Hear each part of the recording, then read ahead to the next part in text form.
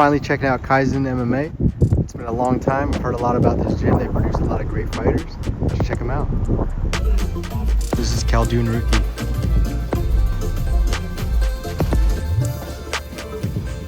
Liam Pinero's back there.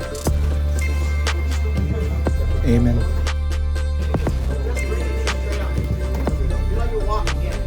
Go here, move fast, move like, don't just go like this, you know, like I'm selling a kick. And this is who we're here to see today. Right back there is Jonathan Rodriguez. He's fighting at Cagezilla 88. So number 1 is here, number 2 is right here. See that? Number 3 is this is your lateral muscle right here, and number 4 is here. So still, when you stand like here, switch. No, switch. Hands up. I can always put pressure here. I can put pressure here. You see, it's hard to deal with it. And understood? But if you stand orthodox, it's not like that.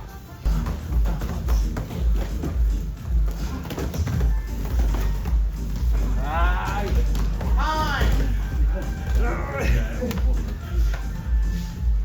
Now, same thing. Jab cross, roll hook cross. But you're shuffling as you're rolling, okay? Stop over here. So jab cross, you shuffle, roll, cross. So John versus Micah Doyce Jr. I follow Micah on Instagram. He's like this very confident, outgoing guy.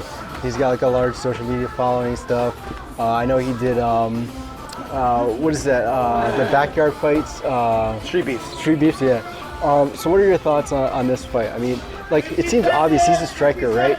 And so, John is like a jiu-jitsu guy, so it seems sort of obvious just take him to the ground, right? Yeah, that seems to just be like where the naked advantage is. I think there's obviously the task of where they both need to prove themselves is the wrestling. Micah has some skills in grappling. JM has been developing his a lot in the wrestling department, along with his striking in the boxing and kickboxing department. Honestly, I'm looking this more as like 2 scrappers than I am like 2 technicians.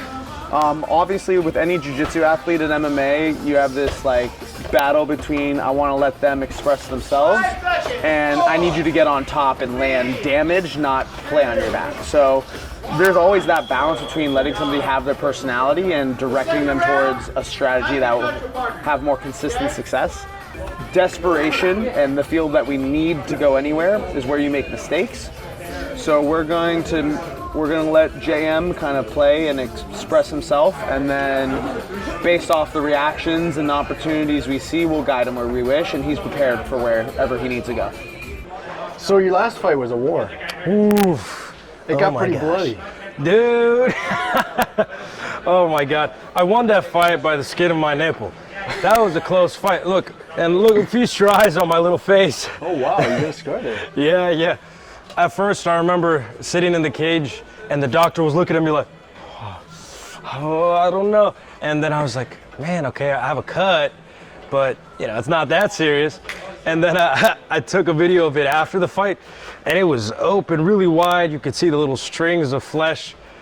That was the fight of the night, for sure. I'm a waiter at Pink Tiger. It's a fancy little restaurant in DC on the wharf. Right now it's quite slow though, so I'm like every other fighter on earth, I'm like extremely broke. So also now I'm door dashing too on the side. What do you do when you're not training, working with Sophia, not fighting? Oh my gosh. Other interests? We are playing Pokemon emulators, dude. I got a Renegade Platinum on my little phone.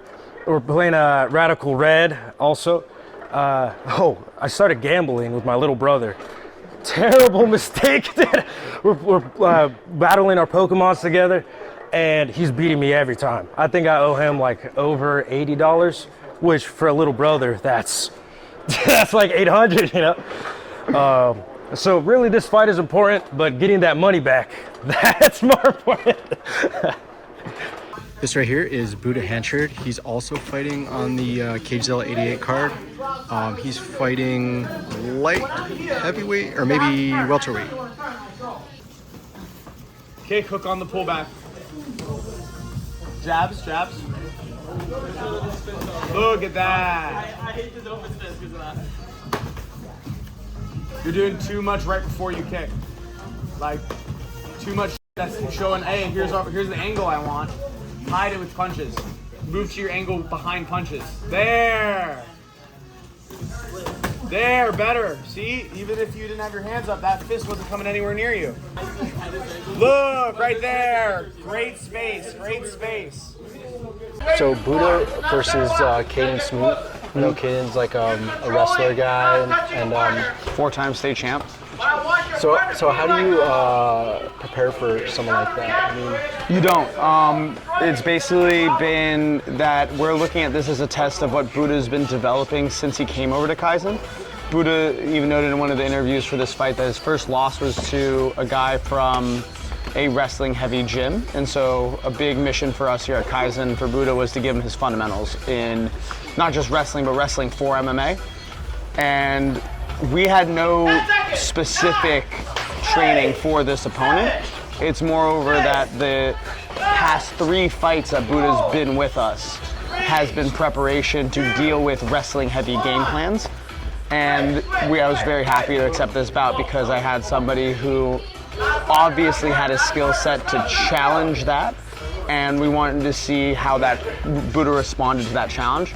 So like, there's like preparation we put into it, but it's more about the consistent work we do here than anything specific for this camp.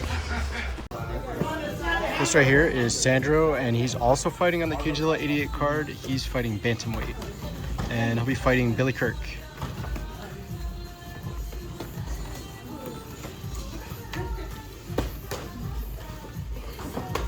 So I don't know Sandro too well, but I know Billy. I used to train with Billy, and he's a great guy. He's got crazy endurance. You guys have fought. What are your thoughts on Sandro versus Billy? I think Sandro is one of the brightest prospects we have in this gym. Sandro comes from a pedigree that I have a hard time matching at times, and I'm a coach here. So I think Sandro is biggest curse right now has been his inactivity in the past year because we've been searching for pro debuts. Thankful for Billy for giving Sandro the opportunity. I think it's a good move for Billy to go down to 135 long term. But when I look at Sandro in this match, I have a hard time seeing where Sandro can't affect the fight. Obviously, I think Billy is most dangerous in the 3rd round. So whatever Billy needs to do to get there, where like you said, the cardio is outside of his grappling pedigree, the physical attribute of cardio is the biggest thing that anybody has to have on their mind in fighting. So we're going to see how Sandro addresses that problem, but at the same time, like, I can't get Sandro to leave a gym. So yeah, Sandro hasn't ran a 50-mile marathon, but goddamn, can he go rounds and rounds and rounds? So As a coach, you couldn't ask for more than that. no. So this guy right here is Idris Zaba, and he's fighting on the card also. He's fighting flyweight. Can you talk a little bit about Mayo McKinney? He's a raw talent. Because I've seen him operate, and when you high guard in front of him, he can see things in a fight, and that's something that not everyone has. Not everyone's calm enough to consider openings and show feints and then pick targets. Idris is a guy with amateur boxing pedigree. Idris is a guy who actually has gone and competed amateur striking at multiple different points. Idris has fought a more convincing win against a neutral opponent, Caleb Algier. Caleb Algier, current flyweight champion, and Idris in his 2nd ever MMA fight fought Caleb to a split decision loss where we talked to the judges afterwards. They had told us if Idris had only just broken out of the body lock and thrown a combo, their scorecards go the other way. Now, McKinney couldn't stop any wrestling from Algier. Idris got up consistently, but just needed to break hands. So we feel that Idris's striking will show that a different level and show that he can contend. And then we're also confident in that Idris's well-roundedness is what can also win this fight. So we have multiple paths to victory. It's just getting through the danger. And we respect the danger, we understand the danger, but again, like, this is just another step on the way. What do you think about this Cagezilla 88 card? Oh, it's gonna be crazy, man. You know, I've been training with these guys at Kaizen for a while now. You know, they help up my game so much. You got Sandro, Idris, JM. These guys are like solid guys, like amazing strikers, good grappling, just overall amazing guys, man. So, I don't know too much about all their individual opponents, a little bit here and there, but I don't see any of these guys losing. Like, they're just killers, just good people, They welcomed me into the team. I've been cross-training here for a while now, and it feels like a home away from home. So just like good discipline, good energy. I really see a lot of victories coming here, probably all these guys.